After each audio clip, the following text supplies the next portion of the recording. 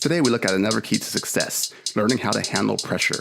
We will find methods to help us handle pressure, including taking control of what you can control, having patience through the rough times, and much, much more. Rodney, welcome to the Rodney Podcast. So it was that time for me to go up on the stage. And so I was new on staff.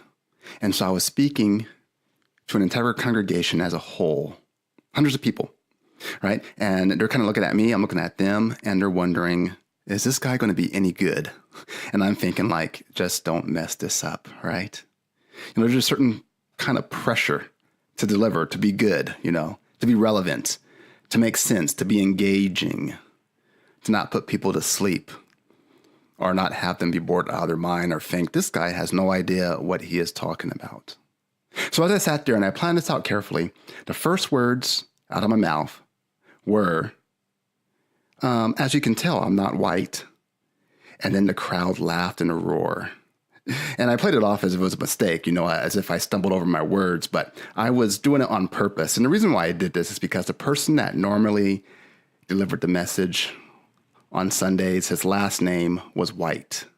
So it was an excellent play on words to where people understood it and they got it and they thought it was funny. And after that, the crowd was engaged. They loved every single word that I said after that. And I was relaxed. They were relaxed. And it was a good talk that day. And so then later on, can't remember if this was the next service that day or a different time, but I was still fairly new. And so I was up there and they had, a usual intro, for me to get up there and get set. And right before I was up there, there was a skit that was done. So when I went up there, there was a prop that was left right there, center stage in my spot right in front of me. And so as I was preparing, there is all eyes on me and there was this large prop right in front of me. So what can I do? I can freak out. I can call for somebody to move it for me. I could just say like, hey, what's going on? But instead I just calmly looked at the prop. I looked at the crowd and I grabbed the prop. And as I moved it out the way, I said, oh yeah, guys, I'm the new guy. I got to move my own stuff around here. And again, laughter and the pressure just dropped. These are just a few instances where in my life I can remember how I handled pressure. And it's a certain situation, it's public speaking, but handling pressure without losing your mind or getting flustered is what today's topic we are on as we continue our keys to success. So, handling pressure. Welcome to the Rodney Podcast. I just listened to your podcast and I gotta say there's so much drive and energy. I want to say that I believe that you will make an impact on 10 million people. I believe that you got this 100%.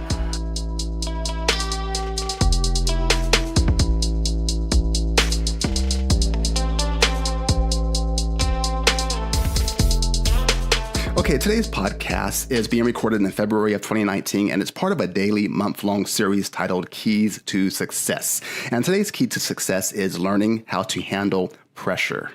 And so in my story, I kind of highlighted the pressure of public speaking. It's something that most people fear. They can feel anxious and nervous at the thought of speaking in front of a crowd. But I always found it interesting that even the most outgoing people, the ones that you see that are the life of the party, that are great in groups, they're all terrified if they have to speak in front of a group. Even in front of their peers, these are people that they know. And I'm kind of like, all these people, and they say there's something different about speaking in a large group in front of everybody. And there's other pressures as well, besides this public speaking. Maybe you play a sport, right? You need to perform your best. It's a state championship, and this all relies on you. Maybe it's school, and your parents are expecting the top grades. Maybe it's a job. There's a job-related pressure that's bothering you, that you have to perform at a certain level or reach a certain milestone or goal, or you have a chance of losing your job and being terminated from employment. You see, we live in a time where there are so many people depressed or sad, right? There's some level of hopelessness among people. It's kind of like life will never give them a break, that there's always something that will always happen. And so they have all these pressures that get built up, right? Because they can't handle these pressures and they can't handle the situations that's happening to them. And so they have this type of pressure that they have to achieve something or reach a certain goal. And if they don't, they feel like giving up. And sometimes we see people that aren't affected by anything. They kind of go around and the pressures in life don't seem to get to them. They just seem to kind of let those things just roll off of them, no problem. You see, I don't think we want to fail under pressure. I believe we want nothing more than to learn how to handle the pressure and conquer it, to overcome it. But I think there's a certain roadblocks in the way that most of us have that prevent us from certainly just going out and crushing it, whatever we need to do and accomplish. And I think, as I look back, I think there's a couple reasons, and I'll highlight a couple of them. I think maybe parenting has some responsibility, and I'm a parent as well, so I am not flawless in this, but just examining this, I think that sometimes, this generation of parents now make it easy for their kids and everything. No walks to school, sometimes not even walks to the bus stop in most cases, no waiting for rides, money's given without work, no bad dinners, it's... If you don't like it, growing up, remember we were just having bad dinners, not dinners that weren't our favorite, and you just had to suffer through it. It doesn't seem to happen anymore. And I know there's some safety issues that we have. Fear is a big thing among us right now in this day and age. And that has to do with media, in my opinion, but I digress. That's a different topic. But kind of when they grow up and they get older and the entitlement is gone, right? They go out there and they realize that no one really cares. It's kind of a shock to their system. Now, there's pressure that they never felt before because all of a sudden it's like they have to work fast too. Like they have to earn money. People don't care about their excuses. People don't care about their issues and problems. That can be a problem. And that could make pressure arouse in them. And then all of a sudden they crack under the pressure and they want to give up. And social media can play a part in this too. Everybody wants to portray their best, of course. Why would you want to portray your worst? I mean, that's the nature of it, really. And that's why people crave authenticity. If you're authentic and you really mean what you say, and you're not putting on a show, you're not faking it. And even though, I'm going on a rabbit trail, but people kind of fake it until they make it, usually. Or people kind of try to fake it where they go. And I think they were fakes before, but social media kind of brings out the fakes even more. You see, nobody ever loses on social media, right? So when it seems like you're not making it like everybody else, the pressure mounts. You want to quit and give up because you're seeing everybody else is doing it. Everybody else makes it seem easy, but I can't do it. The technological Google age has told us that everything is instant. Everything is on demand, right? We don't rewind or fast forward anymore. I know there's some DVRs that you still fast forward through commercials, but everything is now quick, instant, and easy. There's no pressure to wait because we all get it now. So all of a sudden, when success isn't instant, when we have financial pressures or even social pressures, like, look at me, I'm a success, and you're not, right? We fold and we crumble because it's not instant. But here's the truth. The truth is, successful people often perform best under pressure, and they don't quit under pressure.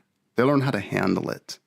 When push comes to shove, they know how to, fight through it, get through it. They don't quit, right? And so how can we get to that point? What are the steps we need to take in order to get to this point? Well, here's the next steps. You can learn to control the things that you can control. They say the strongest trees are the ones that grow in the strong winds, not in the best soil necessarily, because they have to learn how to stand up and grow under pressure. They can't control the wind, so they don't try to. They adapt to it. You have to sit there and adjust to what life gives you. If you're driving down the street and the street curves, you don't keep on going straight and get discouraged when you crash. You curve with it. Same thing with life. When it throws you a curveball, you curve with it and go with it. And you keep on going and push them through because you're going to withstand the pressure and not quit under pressure. Because you're going to keep going. Stopping gets you nowhere. Even if you're driving my real road analogy, if you're going and it turns and it seems like it's made a full U-turn and you're going back the wrong direction, keep on going because pretty soon it's going to really turn back around and you're going to go forward again. So even if the road backtracks a little bit, it's going to get you somewhere. If you stop, you're going to go nowhere. So there's a quick tip, quick key for today. And so please feel free to dialogue with me. My YouTube video, Rodney O Weekly, shows that I am living what I speak. Please subscribe to that YouTube channel. You can get the link in the podcast description, or you can simply go to YouTube and search Rodney O Weekly. Remember, I want to inspire, encourage, and motivate all of you as you navigate this journey that we call life. Thank you for joining me, and I will see you guys in the next one.